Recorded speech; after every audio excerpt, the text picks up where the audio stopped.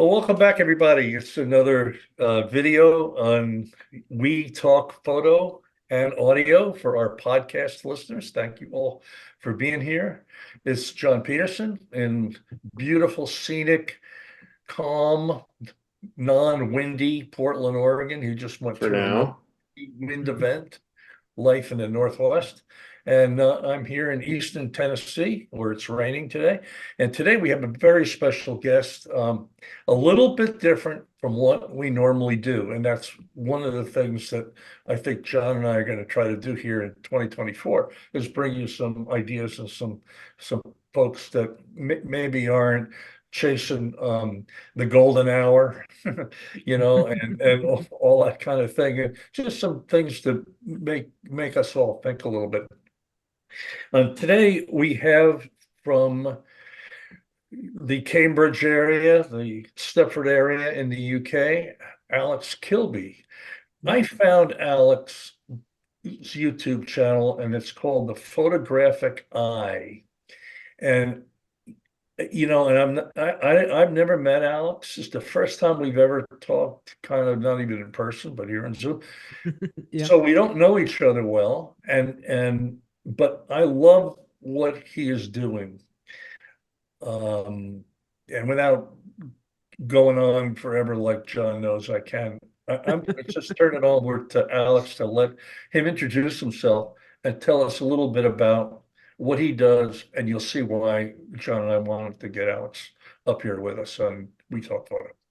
Lovely. Thank you, Jack and John. Yeah, how's it, as say on the channel. And so to clarify that at the beginning, I grew up in South Africa, and when I Really? started out on YouTube, Well, I needed something to say. I felt, and how's it in South Africa is a way of saying hello. And I believe now also it's in Hawaii as well. Anyway, so I've been I've been in photography cool most of my life. Actually, I'm now almost 50, and since I was a child, I've had a camera around. I left school and I went to go and study photography, and in one form or another, I've taken photographs for money. He says since then, and it kind of pootled along as these kind of careers do. I ended up doing family portraiture for just I don't know how I got into that, but I just ended up doing that. you And had to then make a living. yeah, oh, that was something I think. Oh, yeah, moving Eating is around good. was Eating is yeah, good. yeah, Yeah. moving around countries and stuff wasn't really good. So I live in the UK now, and so it wasn't great about building up sort of commercial work. But I was running my studio. I was reasonably happy, although I'd been there for 10 years, so I was feeling a little bit burnt out. And then COVID came along. I was forced to shut the studio, and that gave me a chance to reevaluate what I actually wanted from photography. I had a young child at home; he was two, and I wanted to spend more time with him and my own family than other people's families, which I think was fair enough. At this point, bubbling around in the background had always been this idea that I wanted to talk about photography in a way that I enjoyed. Now, I think I should sort of clarify that is so much as when I was working in the family studio, I was around a lot of people who are running family studios, and a lot of them didn't know anything about photography beyond the technical bits of how to make a family portrait. And I thought this is a real shame that the background that I grew up in, the more educational, being taught the history of photography and photographers and what it means and how we can communicate visually, it seemed to me at least being lost. So I thought, this is opportunity. I will now go and open a YouTube channel talking about photography, much like Ted Forbes did back when he got started, and sort of see where it goes. And then it took off. So that's kind of that's the potted version of where we find ourselves now. So I've only, it's been a fantastic ride. What you do, what you're doing is it's different than everybody else, and that's why I was attracted to what you do. Um, Could you just talk about what brought you to what you do versus what a lot of other people are doing that's very redundant?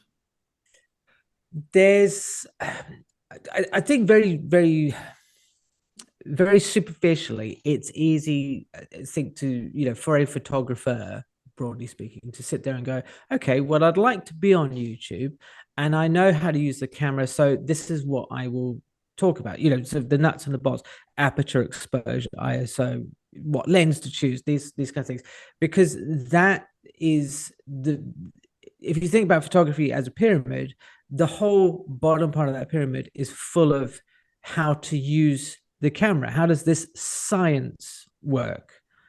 And that's kind of, I think that's part of the important thing to point out, is that photography is science and art, but it is built on a scientific foundation.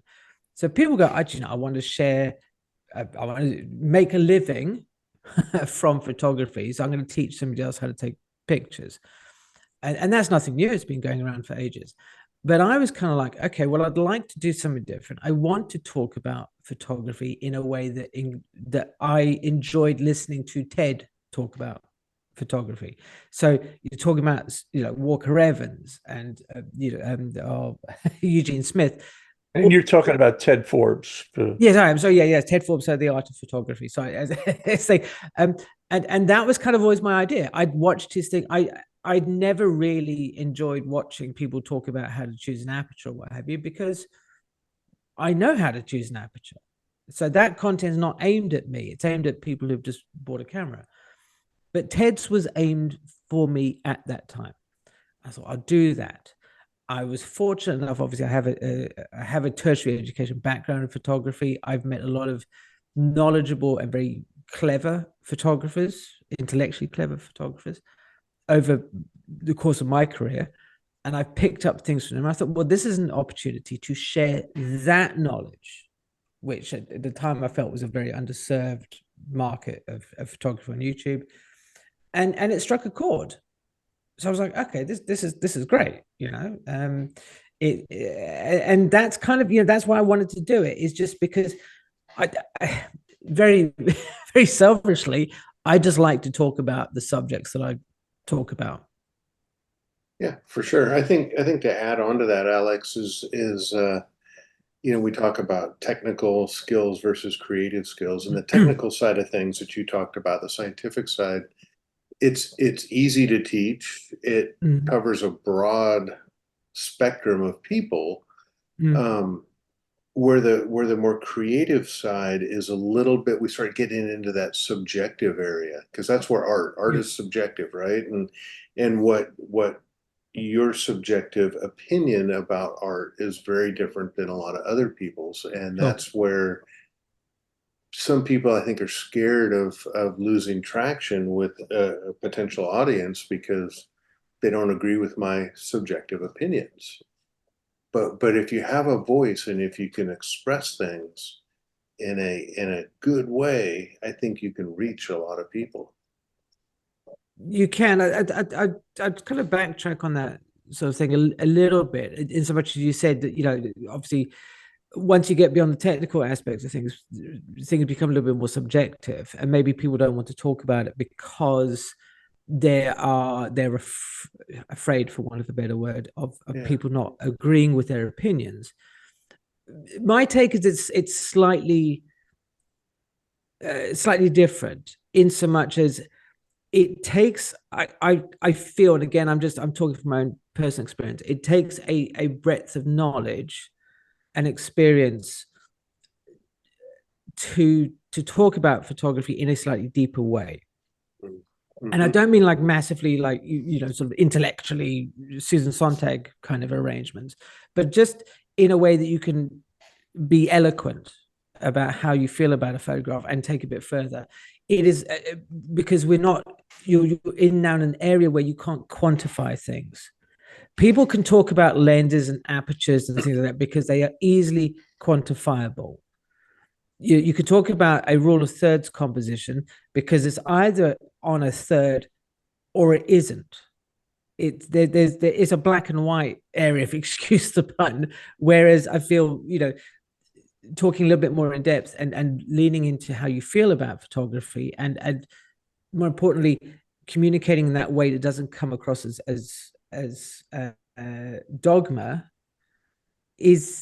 that's a harder, trickier thing to do. Yeah, He says, sounding like he's building himself up as some sort of it guru. is. It is. Yeah. It's really hard, and I don't think there's enough people talking about this stuff. I kind of, to Jack's earlier point, a lot of people just stay in the technical, the scientific side.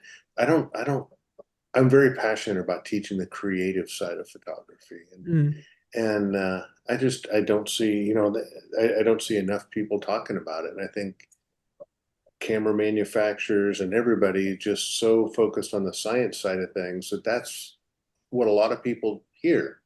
It's just only the scientific side.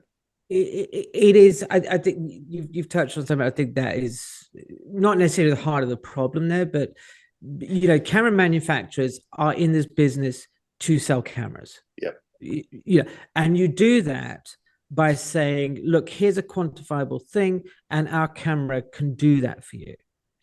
Right? The camera can't decide whether or not the scene in front of you would be better interpreted in black and white or color. It can't make creative choices beyond exposure things. And it's in the interest of the camera companies to employ photographers who have a name, who will then go, okay, well, I photograph on Canon or Nikon or whatever because of, oh, I'm a sports photographer, and the 1DX has like 1 trillion billion focus points, and and it uses this special thing. That's the same as somebody sponsoring a soccer player and saying, okay, well, you tell everybody the boot that you wear is a lot better because you can now hit the ball 10% faster. So I don't think we're ever going to get to a point where camera manufacturers ever deviate from that Right. way of promoting. It has always been thus. Kodak, you press the button and we'll do the rest. It's Alex, I always tell people that if they gave me Ernest Hemingway's typewriter, I can't write. Well, if I give my son my camera for long enough, he takes a couple of decent pictures. So but what you do on your channel, and again, folks, Alex's YouTube channel, and it'll be in the show notes, is called The Photographic Eye. I don't want to say it's radically different, but it's different enough that it sure attracted me, and it attracted, I think you have about 200,000 followers. It's 100. Actually, I just opened it. It's 197,181 subscribers. Yeah. Wow. So, Yeah. I mean, that's a very, very, very encouraging to me, because that means even if a third of those people feel like John and I and Alex and a lot of the people that we've had here on our podcast, creativity wise, maybe the future bodes well. I just think that we need to be thinking more about, for example, the last video you did, I watched it yesterday. And you talked about some images that most people would look at and say, what's the big deal about this? And some of those images are very powerful, but they don't have that over-processed sunset, and they don't have that pizzazz that people are attracted to. Photo editors, Alex, you probably know, for years, a lot of them knew nothing about photography, and they just looked at images that popped and they said, oh, I'll use this in an ad. And I think, we've really gotten relegated to that a lot because of social media and the 500px's of the world. And that video you did yesterday, man, it was great. It really was. Well, thank you. Yeah, I think this is kind of something, and I have to sort of, just touching on a point ever so slightly earlier, is that I don't want it to come across like, that I feel that everybody who's like into the technical side of things or what have you, that they're somehow wrong. Or obviously that is absolutely not the case at all. There are some people who are very Correct. technical, and that's fine, because we do photography because we enjoy it, and how we express that.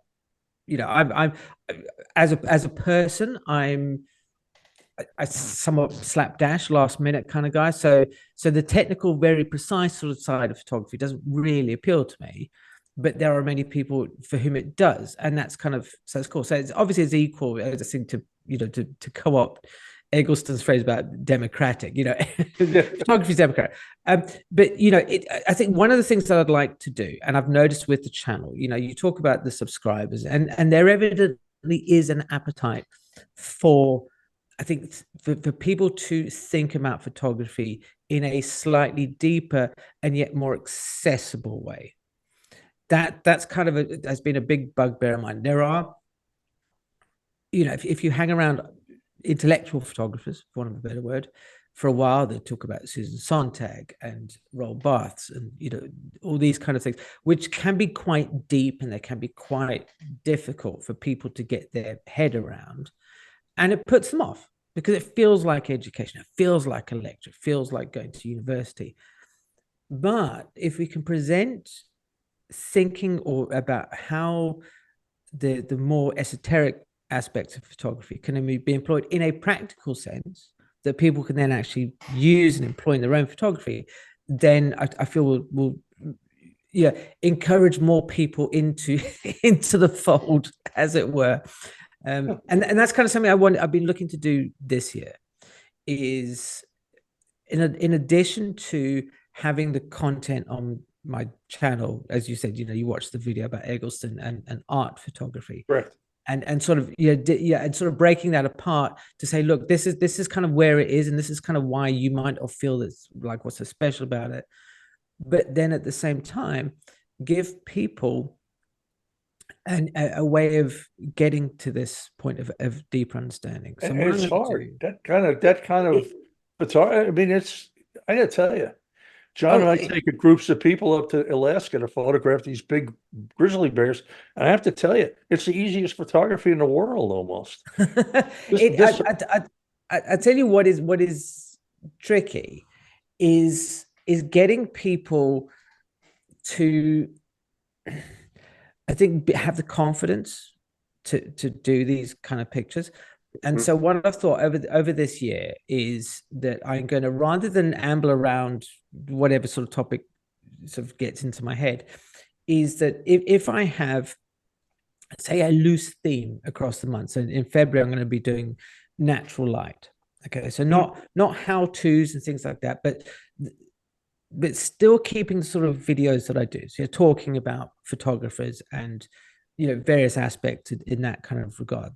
But at the core of each video, somehow bringing it back to natural light. So, like, for example, Brassai photographing Paris at night. That's using light.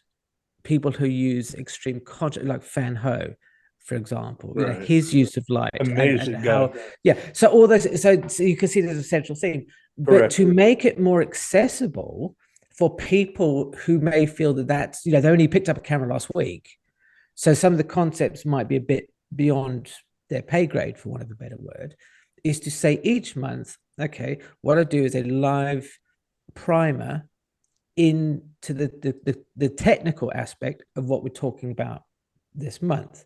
So, for example, on the 4th of February, I'm going to do a primer as an introduction to finding and using natural light.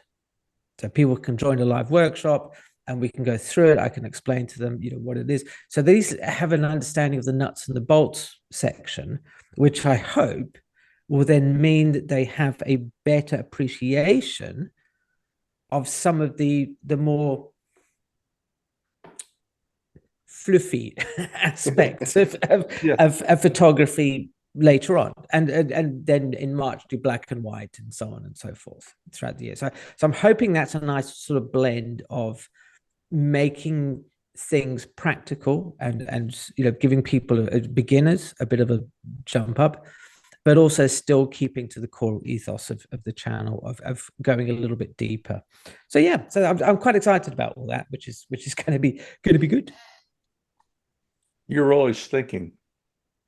I'm always thinking, or my wife would say I'm always talking. There you go. Yeah, yeah, and this is kind of the thing, I've definitely wanted to, to help new photographers. I think the big issue with a lot of channels like who cover similar ground to me, of which there are, that it can feel a bit like a lecture, that it's all kind of like, hello, I'm going to talk to you about William Eggleston. And William Eggleston was, a pioneer of color photography, and his work is very important because of X, Y, and Z things. And and nobody, well, I say nobody, very few people, I think, want to sit down and watch that. They want to. I think they'd much rather see. Yeah, well, that's exactly the point. Somebody made a comment actually on the channel this morning that they said that they'd watched a couple of my videos, but they find it very difficult to listen along because I laugh in the middle of sentences, that I don't finish sentences. I have open-ended ideas. And I'm thinking about all the quote that I can't remember. And he said, and this is all very indicative of your lack of preparation. And I'm like, so I wrote back to him. I said, look, thank you for watching, but and this is the way that I speak. As you're probably listening to me now, I do Right. kind of eventually, I kind of reach for things occasionally. And I said, this is not a lecture. This is more, the way I see it, a conversation between friends talking about photography, and I'm talking in the way that feels natural for me and feels comfortable. And that's so that's kind of the aspect of things.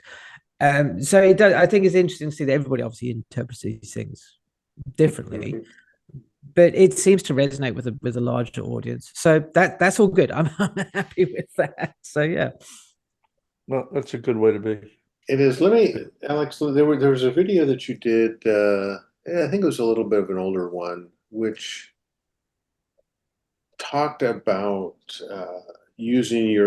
flexing your creative muscles and exercising your creative eye, even when you don't have a camera in your hands. And that's a concept that I love, and I try to impart that in others as well. But I think a little bit of that is sort of indicative of some of the content that you provide on this channel. Can you expand on that video? Just the how you keep your creative muscle going when you don't have a camera in your hands? Yeah, the something that I don't know when it started, but at some point, it feels like it was when I was a student, because I would drive to because I was still living at home, so I would drive to photo school in the mornings, and I think it's let's say it was about half an hour drive, and I would sit, and some of that was in traffic, so sitting, and so you've got some time to dawdle, and something happened throughout that first year. Those days I had a Canon A1, I had a 28mm lens, I had a 50mm lens, and a 70-200 zoom, and I mostly had the 28mm lens on it. That was kind of my favorite. And so over the course of a year, I would get to be able to see the frame in sort of, I've got that idea, and I think anybody who shoots for primes for a while will kind of recognize that sort of vibe. And I found that because I was in an environment where I was being creatively inspired all the time, there's lots of students around, we're looking at photography and thinking about it a lot, that my mind would wander to, oh, I wonder how that would look photographed, or I wonder how that would look photographed. And so I would spend a lot of time increasingly just thinking about how things would look as a picture. And I thought that was natural. Nobody really spoke about it, but I thought, well, that's what people do. They just kind of, so it was one of those sort of things that you sort of sit there and go, well, everybody must do this, otherwise people would mention it. So I didn't really think about anything. And that just kind of carried on throughout my life. And around about the same time, I was looking for ideas. And this is before mobile phones and the computer, well, laptops and things. So I had a sketchbook that I would carry around, tiny little sort of A5 thing, and just sketch ideas for photographs. So I'd be watching Monty Python, for example, and I would see like a scene and I'd go, that would actually make quite a cool photograph. So I would sketch it out. And I think all of this kind of reinforced the idea that you can be thinking about photographs all the time. You can be looking for them all the time. And when you do that, you start to train your eye to see the world as it might look photographed. Like I believe it's Gary Winogrand said that, I'll photograph the world, see what it looks like photographed. I think I stand to be corrected. Yeah. And I think a lot of people, certainly people who do photography for fun, only think about taking a picture when they've actually got a camera in their hands. Yep. Aside from maybe, oh, the light's quite pretty. So they kind of have this like switch. They think that you now put on a photographer's hat and you do it. So, but of course, what they're doing then is they're wasting half of their precious time taking photographs when they have free time, actually trying to think about the picture, as opposed to, and getting their brain into photographer mode. Whereas if they just sat in the car or at the office or on the train or at home or wherever and thought about how the things around them would look photographed, and I think it would go a long way to making people feel a lot more free and easy about taking pictures. Yeah, I agree. I mean, I always think that we as photographers see the world differently, assuming that we sort of train our brain to look for photographs and look at the quality of light and the direction of the light and the pattern, shapes, textures, colors, that type of stuff. And yeah, like you mentioned, I think for me, it's one of those things where I sit in the car as well and I look at light and I look at how the light falls across subjects. I look at interesting patterns that catch my eye and think about how I might photograph that. All of those things, besides just being entertaining to pass the time during the day, they help build that creative muscle. Because creativity, I think, is a muscle that you need to exercise. Yeah. I totally agree with you. That the photography or creativity is a muscle, and yes, you do need to exercise it. I wrote a newsletter. I have a newsletter I put out every Saturday morning, where I get a chance to kind of explore some of the more esoteric ideas that might not make good videos, and occasionally then become a video when they've actually been fleshed out. And last Friday, I was thinking about inspiration, and how it, again, to paraphrase another artist, Chuck Close, he says that the amateurs are the ones who sit around on their backsides waiting for inspiration to strike, and actual artists go out there and do the work, and that's when inspiration happens. And that I feel that is something, again, that people don't really take for granted. I think they look at famous photographers and they think, like I talked about this in the video yesterday, Jack, you probably remember, it looks like they do nothing but walk around and just take a couple of snaps, and that's it. Like, they're not putting any effort, they're not doing anything. And somebody mentioned in the comments the other day about Tony Ray Jones, who was a student of, again, Gary Winogrand, and also, and he had a collection of notebooks, which Martin Parr, I think, scanned, took photographs of, and you can now read them. And it's like, holy hell, man, the amount of effort this guy's putting into things, his copious notes, not just about the things that Winogrand and Friedlander and Meyerowitz and all these guys were telling him, but it's like, move to the UK move back to the UK, because he's from the UK, move back to the UK sometime before or after December, get driver's license, go to Europe and photograph this, and that. go and look at publishers, talk to publishers, go to galleries, do this. Then in July, come back to the UK and do this. He's got his whole year planned out. And it's like the amount of work this guy was doing, because he's sort of thinking, so he's exercising that creative mind. And you know what? He's doing the work. When people just sit and they go, oh, the light was crap, or oh, it was raining this weekend, or that tree that I really wanted to photograph has been chopped down, or boohoo. So yeah, a lot of people always find a reason why they can't do the picture. Correct. Yeah. And I think that's a major stumbling block for a lot of I think that photographers. gets into the preparation thing too. I think sometimes being over prepared is negative. It's negative in creativity. I think just being spontaneous and getting out and feeling whatever you feel. And maybe someday you want to sit home and listen to music. Some days you want to go out It's and, whatever moves you. Yeah, the idea I think about being over prepared, maybe not in the way that possibly some of your listeners might think, like having all your kit lined up and all that sort of thing. But I think, there's also this idea of going out, I'm going to photograph a very specific thing, like the tree or something. There was, who was it? I want to say Alex Webb, but I might not be that. He says he doesn't do any preparation about the environment that he's going to, because he wants to discover it for himself. He doesn't want to preconceived ideas going in. I seem to recall reading a piece of advice years ago where somebody had said, "Oh, if you're going to, I used to live in Edinburgh, for example, and so you go to Edinburgh, you've never been there before, go to a bookstore and look at all the postcards, because they will show you the best places to take all the Correct. photographs." And it's like, so basically, go there and get a guidebook and just copy the picture that somebody else has taken. Photograph the postcard. Yeah, and that's kind of thing. And so whenever you see people take pictures of Edinburgh, okay, fine, it's the castle, it's the view of the castle from Carton Hill with the monument and it's like, oh, come on, man.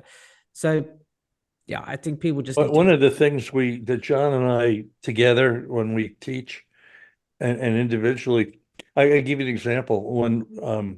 When John does it or we do it together, the Oregon coast, we spend a couple of days photographing all these beautiful seascapes and what have you. And then one morning we take the group into a small little, very, very pedestrian fishing harbor.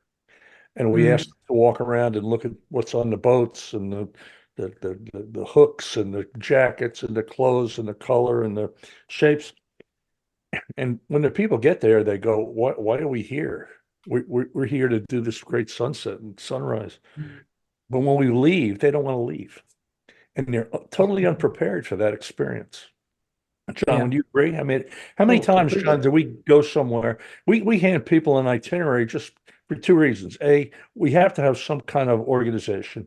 And B, it's good to let people know that we have an idea of what we're doing. I bet you, John, we follow that itinerary less than half the time. Oh yeah, rarely. The light and we adapt. And I think individuals, if you get in your car in the morning and throw a camera with a 35 millimeter lens in without a whole big bag of things and go for a ride and just drive around, and maybe you take a photograph and maybe you don't take a photograph. I think you're gonna be more pleased with what you come back with. So Alex, just kind of drilling in a little bit. So I'm not much of a planner. I really enjoy reacting to an environment and just sort of because I think that I'm there to sort of interpret what I see and translate it into my camera. And a lot of that interpretation is based upon my mood at the time, of course, the conditions on the location and all that kind of good stuff.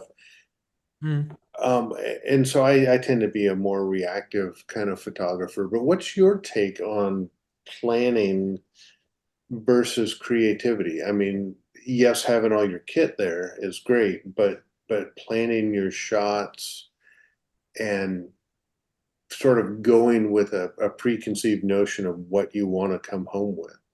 How does that relate in your mind to creativity? I'll give you two examples. The very short first one is that I don't plan anything. If I'm out on the streets, or if I've gone somewhere, if I've gone on holiday, for example, or if I'm walking around London, I would just go, do you know, I'm just going to walk and let the city dictate where it's going to take me, and take photographs. Which is quite convenient because I tend to photograph when I'm in that sort of frame of mind, angles and shapes and things like that. So I just kind of go with the flow and see what happens. So in that regard, zero planning. It just happens. I just go out and I just photograph whatever I think might be interesting. I've made a specific point about just going, look, if I think it's interesting, photograph it. Don't overthink it. Is this going to be a good or bad photo? Just take a picture. The other aspect of things, which I feel more qualified to talk about, is in the studio. So I would have a family portrait studio, but putting that to one side, when I did personal photography. So this is doing shoots, like there were test shoots for me to try ideas, do any sort of personal project work, things of that nature. I would have an idea in mind. So just before I closed the studio, I was quite taken with the idea of slightly more classical lighting, so Rembrandt kind of lighting, that sort of thing, rather than in your face, brash, funky sort of pop things. But I wanted to find a style that worked for me. So I would set something up that was quite simple in terms of the light. So this was just one big octabox. And occasionally I would use maybe some separation, and there was like a stool and just sit on that, and I would get redheads in there because I'm a sucker for redheads, to photograph redheads with gray outfits and things. And that's the preparation. In regards to the actual shoot, it's like, okay, fine, come in here, we're going to do this. I already know what my exposures are going to be. It's going to be the same throughout. I might move the light around depending on how I feel. So maybe, sort of Rembrandt stuff, or some short lighting or what have you. But beyond that, it was like, let's see where we go. We do a bit of a warm up, sort of like a nice sort of easy pose, turn left, turn right, that sort of thing. But beyond that, it was very much like, let's see what happens. Because you don't know. Somebody looks good being photographed with a left profile, or they look better with a right profile, or they look better face on, or they look better with their head turned away from you or something. you just don't know until you point a camera at them. And that's where it's so, I think it's, you can't just say, I'm going to now be creative. Right. Because creativity, I feel the very definition of it is doing something you didn't expect to do. I don't know. Exactly right. I hope somebody has said that before, because otherwise I'm going to get a big head for saying that. Well, say that again for everybody, that quote. Just well, creativity can't be planned, because it is, the very definition is that it is doing something that you hadn't thought about. I'll put that into ChatGPT later on and tell it to make it sound good. But it is that, if I look at all the photographs that I like best as portrait photographs, none of them were sketched out beforehand. They came in the moment when I was doing that work. And that's why I said I felt more qualified to talk about studio portraiture, because I've had more experiences like that. I kind of react to things out in the world, but I've never felt that kind of spark of creativity that I personally feel in the studio. And it's hard to explain to people. I think that's kind of thing. I didn't put this into the video where I talked about inspiration, but in movies, we those of us of a certain age, we grew up with John Hughes films and teenage romance and stuff, and we get given this impression that when you first fall in love, or the first kiss, it's like, well, bang, it's this amazing sparks and lightning and what have you. And then that kind of carries through into films that you watch about artists. There's a montage where they have like a flood of creativity. It's like, oh my God, I'm being creative, being creative. It's so amazing. And for me, creativity it's not like that. It's a lot quieter. And it's just like you just sort of sit and go, I am being quite creative right now. It gets very personal. Yeah. It And is. I think that's why a lot of people struggle with it. Yeah. It is. Let me ask you a little bit. Well, for those people that are a little bit more technically oriented, that you talked about a little earlier, how do you approach folks like that, or counsel them on letting go of some of that to free themselves up to be creative? Small steps. Say again? Small steps. Small steps. Just tiny little steps or baby steps. If what I found is, again, in my experience with talking to people, doing mentoring and stuff with guys who feel that way, is that there are certain boundaries technically that they feel they can't go out of. That they need to have, say, a histogram that's not, it doesn't have the toes or the heels being cut off, or that it needs to be in focus. It must be super sharp. Something must be in focus in the image. Things like that. It must, the white balance must be perfect. And with that, you kind of go, right, do you know what? I would sit there, we'd have Lightroom open, for example, and I'd say, okay, what happens if you take the photograph? So reset it to everything, right? Okay. Now just whack the exposure all the way up. Take it all the way down. Push the contrast up. Push the contrast down. See what the picture looks like when you're going to the extremes. I remember mentoring one person who, and I forget, there was a specific slider on Lightroom or so, and he goes, I will never put this over 20. Because beyond 20 is a mistake or some worse to that effect. And so that was a technical limitation that he'd put on himself. So and then he goes, oh, but I don't feel creative. I said, well, why don't you step out somewhere? Where do you push it to 25?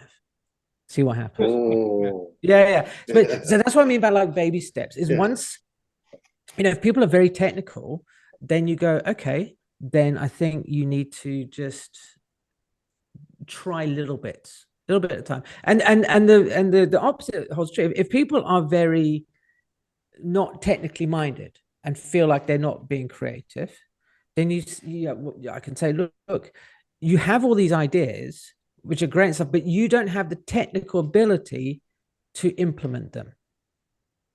Right. So people might say, my motion blur. I like, or what's the current phrase? Intentional camera movement, right? ICM. I like my ICM, and they'll be like, it's all ICM and stuff, but it's not right. And it's like, because you don't know how the exposures are working when you start having these long exposures. So let's go back and let's look at how shutter speed affects your exposure and your aperture. So often there's something missing in the platform of what people want to create. And so that's kind of, I hope that's doesn't feel like it's a bit of a ramble, but really, I think that's kind of the main. No, I think it's fantastic. I think for me, it's especially with both Jack and I taking people out on location. It's how do you get people to let go of some of their technicalities and open themselves up to reading and responding to the location and the time at hand, so they can then unlock their creativity. Because a lot of people are afraid to sort of let go and just go explore. Yeah. Treat them like a 5-year-old. I think having so my son's obviously he's 6 next week, and yeah, it's as he is now getting on. It's like, well, you need to just do it. They're not afraid to make mistakes, and they're not But no, afraid. it's not so much that they're afraid. They're not afraid to make mistakes.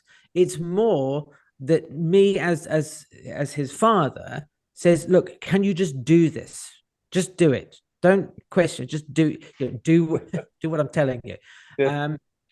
And what I find with when you're out doing like a workshop or something is that there are people who, like the last workshop that I was down in London, we were walking around, and it happened to be one of the guys who's on the workshop happened to actually live in the area where we were, and he said the reason I've done this is because I want to see how you see the place.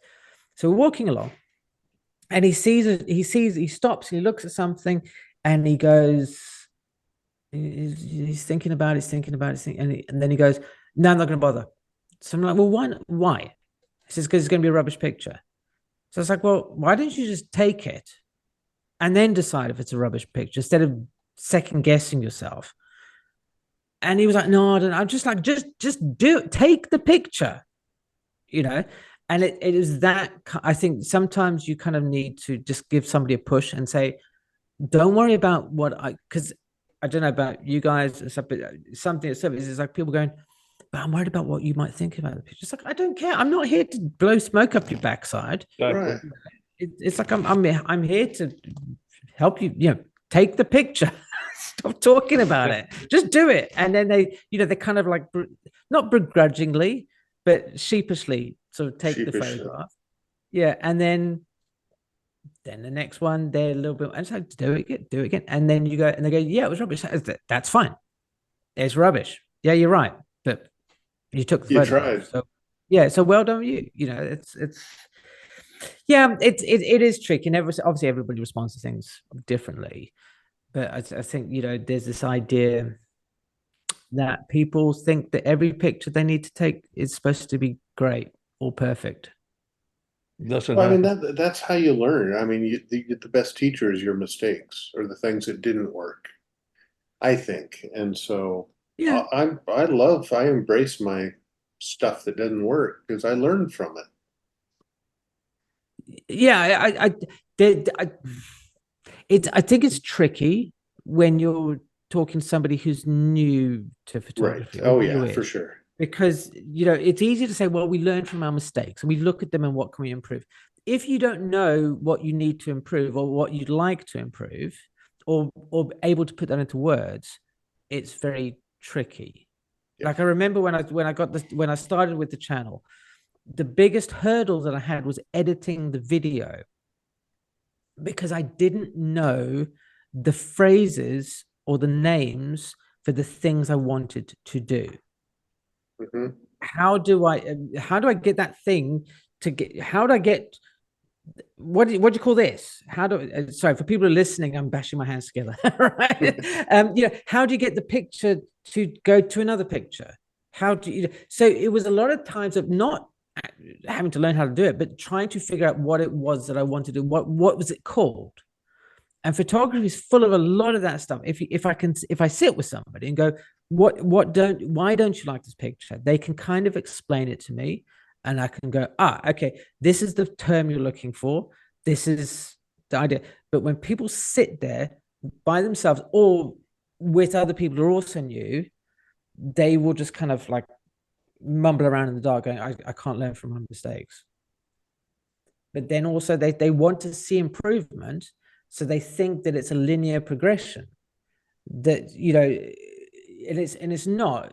We're not athletes. We don't start off running a 100-meter sprint in 3.5 hours.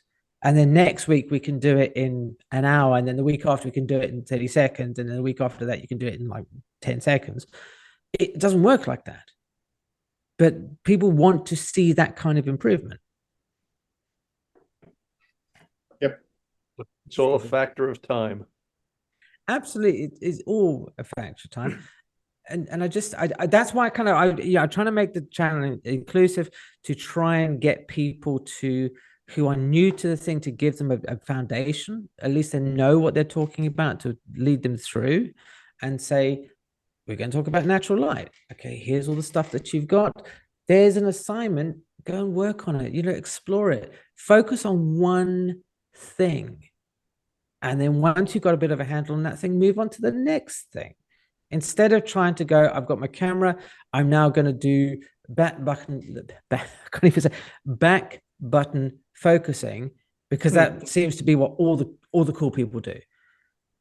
Back button focusing doesn't make you a better photographer. It's a way of, if your brain is wired that way, of making it easier for you to focus and everything.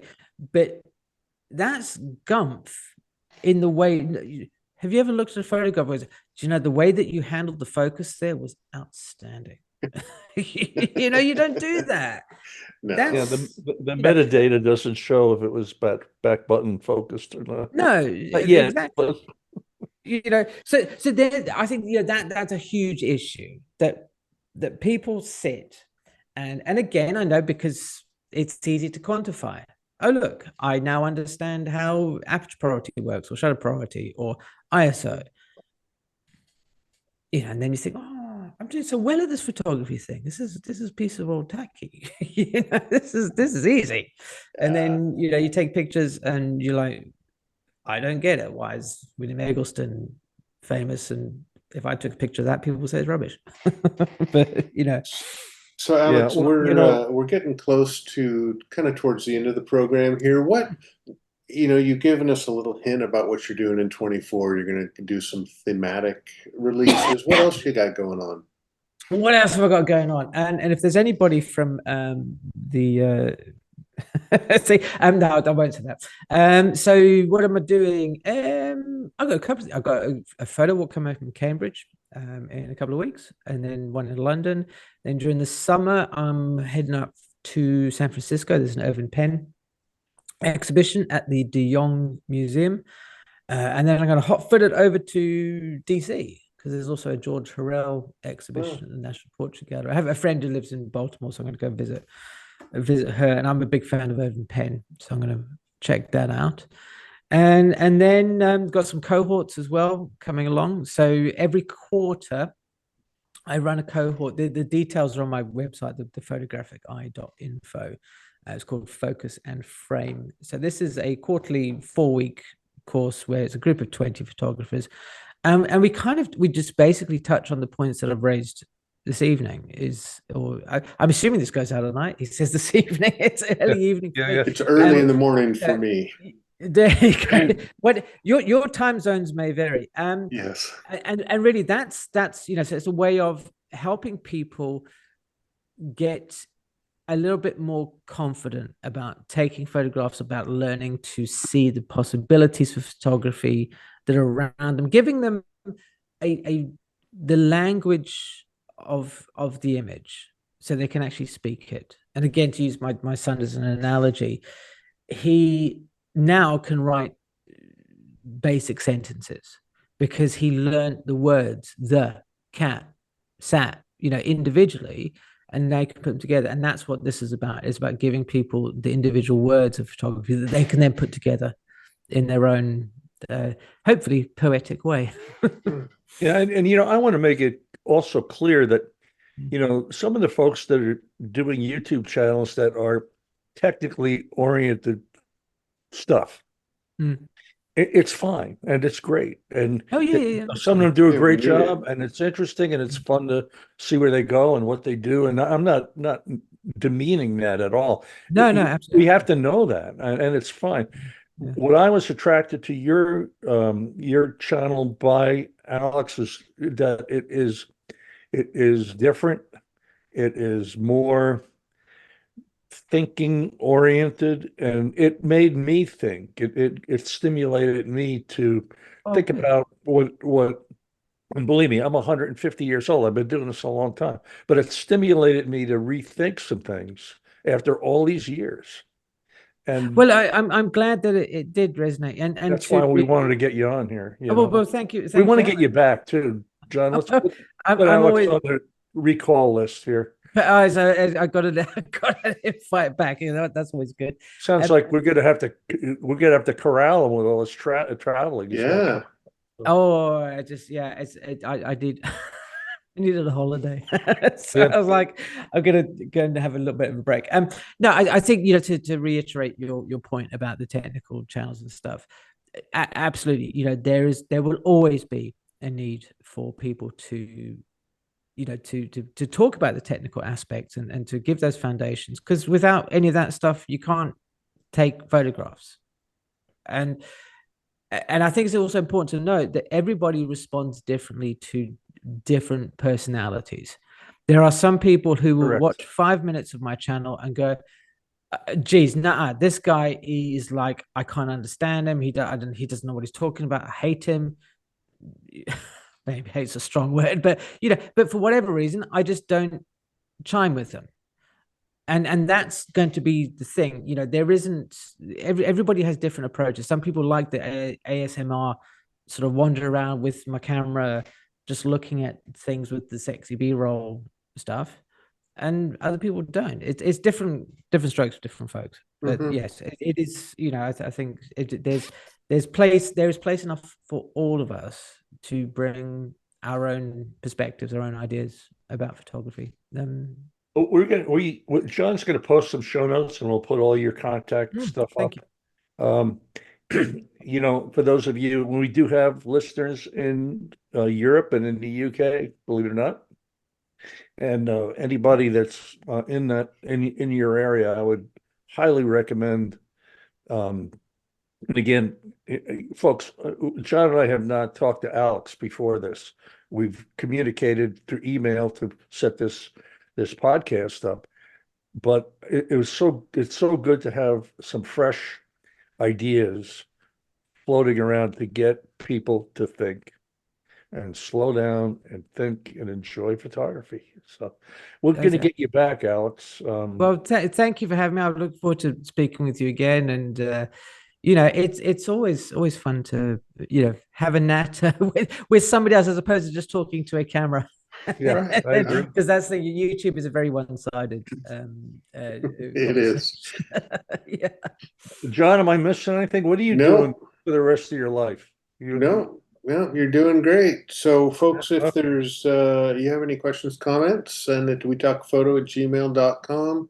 Encourage you to please go out, check out Alex's videos, subscribe to his channel, check out his website. Can you do a newsletter too, don't you, Alex? I do. So it's called Saturday Selections. It goes out every Saturday, strangely enough. Yeah. The sign up is on my website again. That's the photographic.info. Perfect. And it's just, we encourage you to kind of really explore some Alex's work, because to Jack's point, it gets us to think, and thinking is a good, healthy thing to do. Absolutely. So, yeah. Well, So with that, I'll you say, Alex, thank you so very much for being here. It's an absolute pleasure. Thanks ever so much. And thank you everybody for listening along. Yeah, and Alex, when we're done here, just hang in for a minute and we'll That's fine. I'm not going anywhere. Folks, thank you all. We'll see you again with a new podcast here shortly. John, shortly. Things lined up and we're anxious to move ahead. So thank you all for being here. Bye-bye.